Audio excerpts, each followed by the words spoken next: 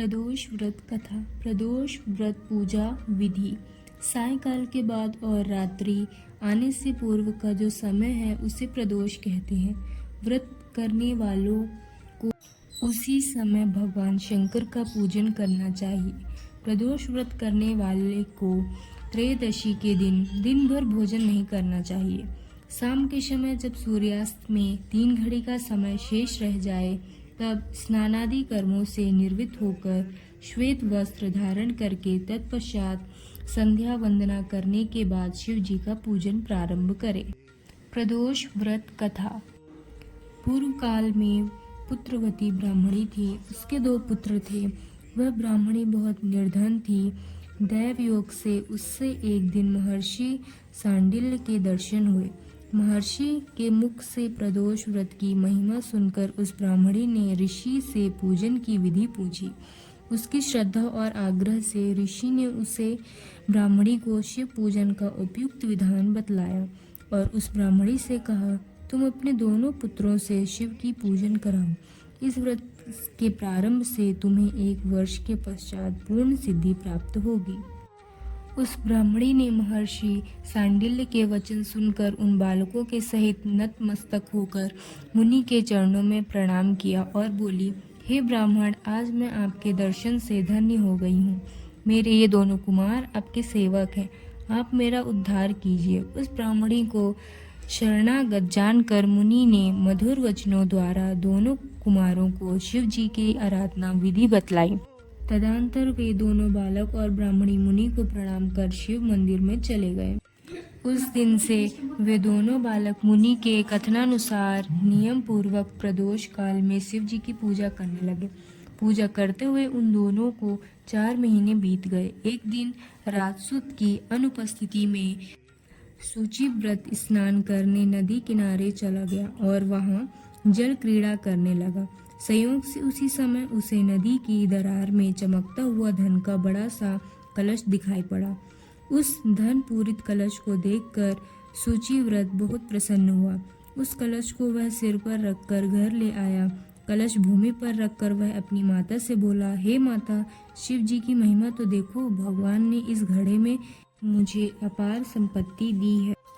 उसकी माता घड़े को देखकर आश्चर्य करने लगी और राजसूत को बुलाकर कहा, बेटे, मेरी बात सुनो। तुम दोनों इस धन को आधा आधा बांट लो।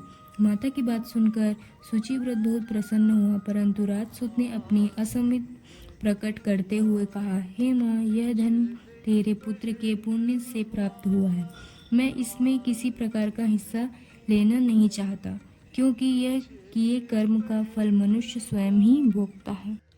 इस प्रकार शिव पूजन करते हुए एक ही घर में उन्हें 1 वर्ष व्यतीत हो गया। एक दिन राजकुमार ब्राह्मण के पुत्र के साथ बसंत ऋतु में वन विहार करने के लिए गया। वे दोनों जब साथ साथ वन से बहुत दूर निकल गए तो उन्हें वहां पर सैकड़ों गर्वंध कन्याएं खेलती हुई दिखाई पड़ी। ब्राह्मण कुमार उन गंधर्व कन्याओं को क्रीड़ारत देखकर राजकुमार से बोला, यहाँ पर कन्याएं विहार कर रही हैं, इसलिए हम लोगों को अब और आगे नहीं जाना चाहिए, क्योंकि वे गंधर्व कन्याएं शीघ्र ही मनुष्यों के मन में मोहित कर लेती हैं। इसलिए मैं तो इन कन्याओं से दूर ही रहूंगा। परंतु राजकुमार उसकी बात अनसुनी कर कन्याओं के विहार स्थल में निर्भीक भाव से अकेला ही चला गया। उस सभी गंधर्व कन्याओं में प्रधान सुंदरी उस समय आए हुए राजकुमार को देखकर मन में विचार करने लगी कि कामदेव के समान सुंदर रूप वाला यह राजकुमार कौन है। उस राजकुमार के साथ बातचीत करने के उद्देश्य से सुंदरी ने अपनी सखियों से कहा, सखियों, तुम लोग निकट के वन में जाकर अशोक, चंपक, मौलसिरी आदि के ताजे फूल तोड़ लाओ। तब तक मैं तुम्हारी प्रतीक्षा में यूं ही रुकी रहूंगी। उस गंधर्व कुमारी की बात सुनते ही सब सखियां वहां से चली गईं। सखियों के जाने के बाद वह गंधर्व कन्या राजकुमार को स्थिर दृष्टि से देखने लगी। उन दोनों में परस्पर प्रेम का संचार होने लगा। गंधर्व कन्या ने राजकुमार को बैठने के लिए आसन दिया। प्रेम लाभ के कारण राजकुमार के सहवास के लिए वह सुंदरी व्याकुल हो उठी और राजकुमार से प्रश्न करने लगी, हे कमल, हे के समान, नेत्रों वाले, आप किस देश के रहने वाले हैं? आपका यहाँ आने का क्या कारण हुआ? गंधर्व कन्या की बात सुनकर राजकुमार ने जवाब दिया, मैं विदर्भ राज का पुत्र हूँ। मेरे माता पिता स्वर्गवासी हो चुके हैं। शत्रुओं ने मुझसे मेरा राज्य हरण कर लिया है। राजकुमार ने अपना परिचय देकर उस गंधर्व कन्या से पूछा, आप कौन हैं, किसकी पुत्री हैं और इस वन में किस उद्देश्य से आई हैं? आप मुझसे क्या चाहती हैं? राजकुमार की बात सुनकर गंधर्व कन्या ने कहा, मैं विद्रुविक नामक गंधर्व की पुत्री अंशुमति हूँ। आपको देखकर आपसे बातचीत करने के लिए ही यहाँ पर सखियों का साथ छोड़कर रह गई हूँ। मैं गान विद्या में बहुत निपुण हूँ। मेरे गान पर सभी देवांगनाएं रीझ जाती हैं। मैं चाहती हूँ कि आपका और मेरा प्रेम सदा बना रहे। इतनी बात कहकर उस गंधर्व कन्या ने अपने गले का बहुमूल्य मूंगता हार राजकुमार के गले में डाल दिया। वह हार उन दोनों के प्रेम का प्रतीक बन गया। इसके पश्चात राजकुमार ने उस कन्या से कहा, हे सुंदरी, तुमने जो कुछ कहा वह सब सत्य है, लेकिन आप राजविहीन राजकुमार के पास कैसे रह सकेंगी?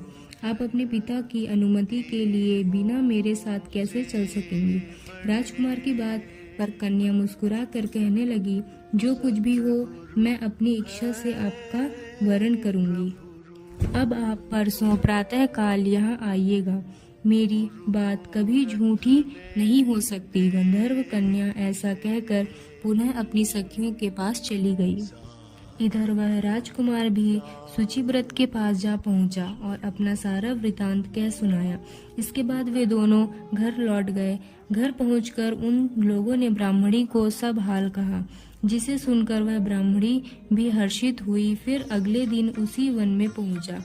वहां पहुंचकर उन लोगों ने देखा गंधर्वराज अपनी पुत्री अंशुमति के साथ उपस्थित होकर प्रतीक्षा में बैठे हैं। गंधर्व ने उन दोनों कुमारों को अभिनंदन करते हुए सुंदर आसन पर बिठाया और राजकुमार से कहा, मैं परसों कैलाशपुरी को गया था। वहां पर भगवान शंकर पार्वती सहित विराजमान थे। उन्होंने मुझे अपने पास बुलाकर कहा, पृथ्वी पर राज्यित होकर धर्मगुप्त नामक राजकुमार घूम रहा है। शत्रुओं ने उसके वंश को नष्ट भ्रष्ट कर दिया है। वह कुमार सदा ही भक्ति पूर्वक मेरी सेवा किया करता है, इसलिए तुम उसकी सहायता करो, जिससे वह अपने शत्रुओं पर विजय प्राप्त कर सके। इसलिए मैं भगवान शंकर की आज्ञा से अपनी पुत्री अंशुमति आपको सौंपता हूँ। मैं शत्रुओं के हाथ में गए हुए आपके राज्य को वापस दिला दूंगा। आप इस कन्या के साथ 10,000 वर्षों तक सुख भोग कर शिवलोक में आने पर भी मेरी पुत्री इस शरीर में आपके साथ रहेगी। इतना कहकर गंधर्वराज ने अपनी पुत्री का विवाह राजकुमार के साथ कर दिया। दहेज में अनेक दास दासियां तथा शत्रुओं पर विजय पाने के लिए गंधर्वों की चतुर्णी सेना भी दी। राजकुमार ने गंधर्वों की सहायता से शत्रुओं को नष्ट किया और वह अपने नगर में प्रविष्ट हुआ। मंत्रियों ने राजकुमार को सिंहासन पर बैठाकर राज्याभिषेक किया। अब वह राजकुमार राजसुख भोगने लगा। जिस दरिद्र ब्राह्मणी ने उसका पालन पोषण किया था, उसे ही राजमाता के पद पर आसीन किया गया। वह शुचिव्रत की उसका छोटा भाई बना। इस प्रकार प्रदोष व्रत में शिव पूजन के प्रभाव से वह राजकुमार दुर्लभ पद को प्राप्त हुआ। जो मनुष्य प्रदोष काल में अथवा नृत्य ही इस कथा को श्रवण करता है, वह निश्चय ही सभी कष्टों से मुक्त हो जाता